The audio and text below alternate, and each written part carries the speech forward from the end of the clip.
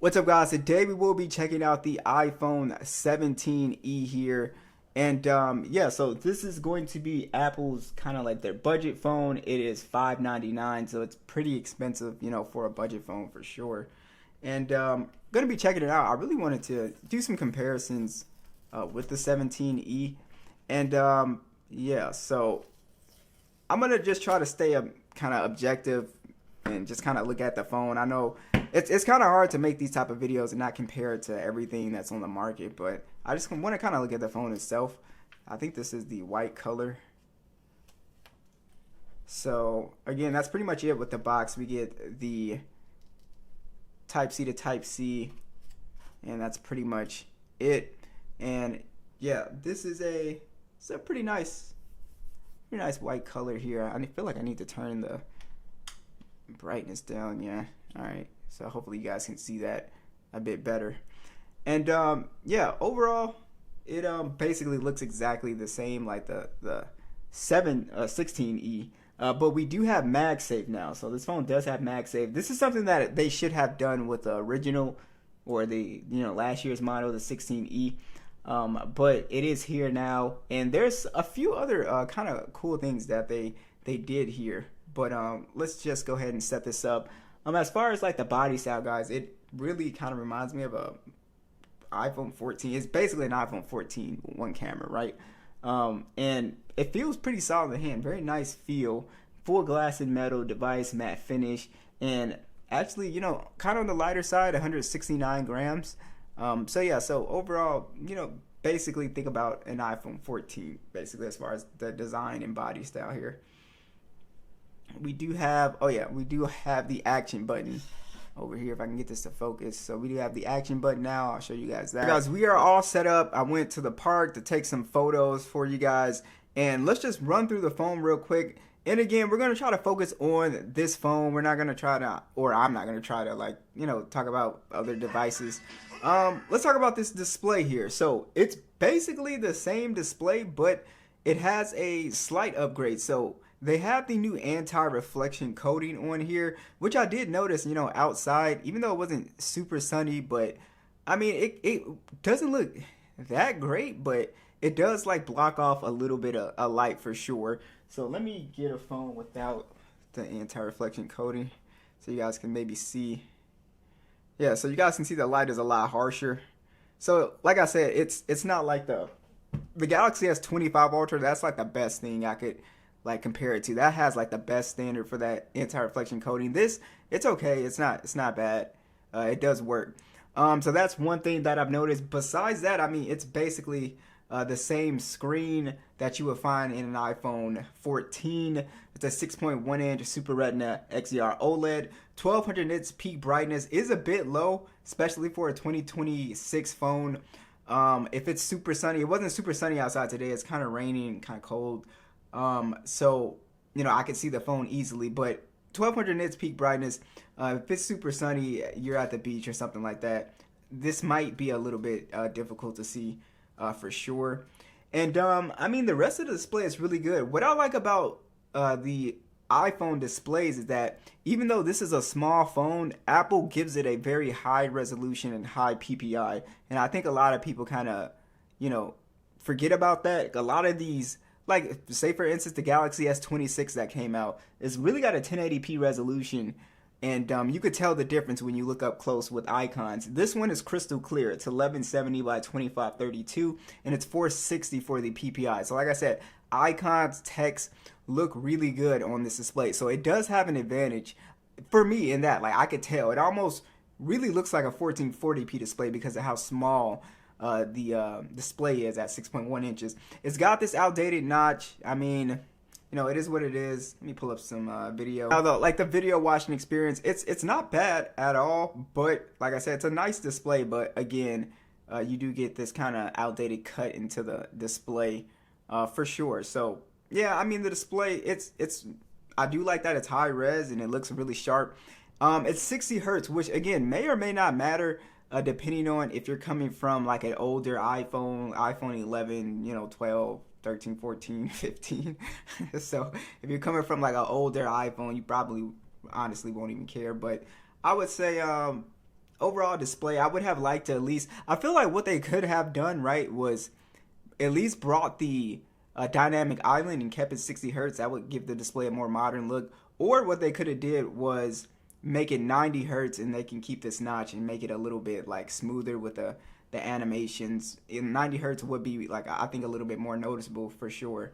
But I mean, the display is fine for what it is. I have Apple's A19 chip. This is not the same chip with the Pro models, but here are the scores that I got here. So pretty good scores. You get 7 years of major OS updates, which is nice. Here is the Wildlife Extreme scores that I got. So we're averaging around 22.7 frames here, and then we're getting to around 12 to 32 here. And overall, the performance is going to be, I think, pretty similar to the 16E. Honestly, it shouldn't really. All right, guys, for PUBG, of course, we'll be limited, of course, because of the display. So again, same performance. Just being out and playing games and stuff like that. It looks like our best settings will be.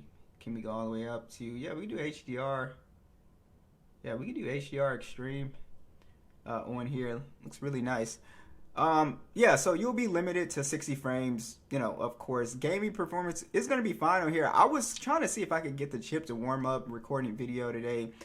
Playing games, it seems like it's perfectly fine. Like, if you are trying to come in here casually play games, of course you won't be able to play competitively at 60 frames, but it does a really good job at playing games. Everything is really smooth. Like I said, the display is really nice and detailed.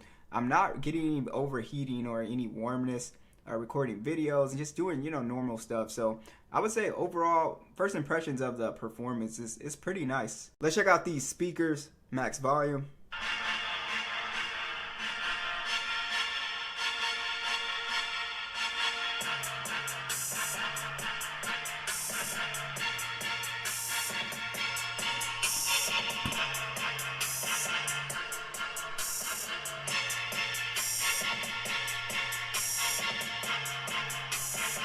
I would say pretty good speakers, very strong as far as bass quality. We get pretty good bass presence. We get overall pretty good sound on this top speaker as well.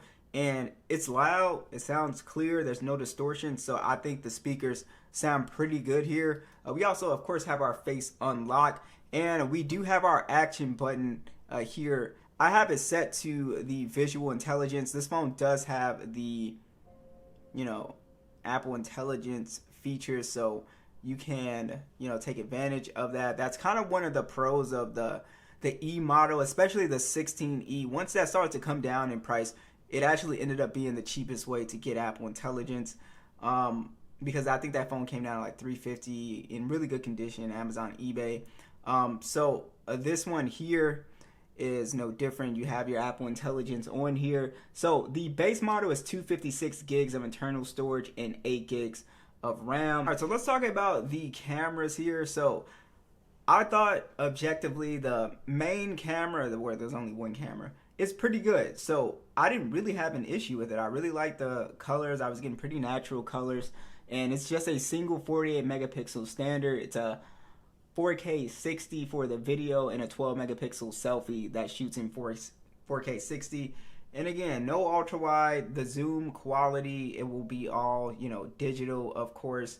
And just looking at the photos and video, they look really good. Like I've always said, iPhones have some of the best natural looking video, and this one was giving me, again, really good colors.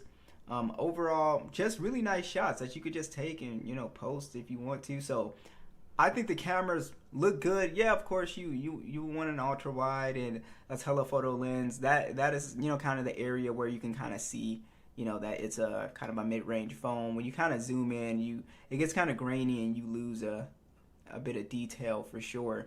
But I think overall the cameras are pretty solid. So I wasn't disappointed. If you just need a camera to just point and click and get a good shot, I mean, it's gonna do a good job. But anything like with zooming, that's where you'll kind of see like it doesn't look as good. All right, so the good thing here is that MagSafe has made its way to the 17E,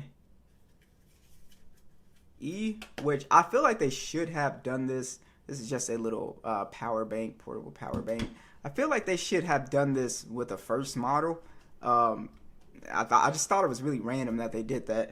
But yeah, MagSafe is here. That's pretty much it for like the battery setup. It still charges, you know, kind of slow at around like 20 watts. It's a 4,000 milliamp hour battery, and you know, overall, guys, you know, you're gonna get pretty good battery life if it's anything like the 16E. If not a little bit more, this chip should be a little bit more efficient. Again, just have to spend a little bit more time with it, but I'm, you know, pretty certain that you'll probably get maybe 30 minutes to an hour extra screen on time with this phone, hopefully. But yeah, so 15-watt wireless charging. Again, the MagSafe is on here, so you don't have to, you know, use a case or anything like that.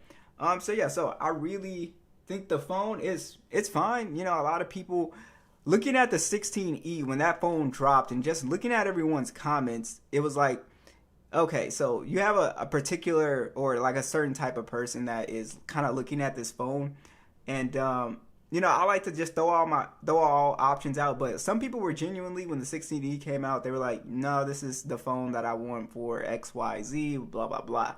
So yeah, so I mean, overall the phone is fine. I don't really have any, you know, major issues with it. Especially a lot of people who are used to iPhones are probably, you know, going to be accustomed to the 60 hertz display, and you probably don't really care about the single lens. You know, it just depends, right? But I'm going to go over in some future videos other options for you guys, so you can kind of make the best buying decision if you are looking at this phone. So be sure to subscribe, and I'll catch you guys in the next one.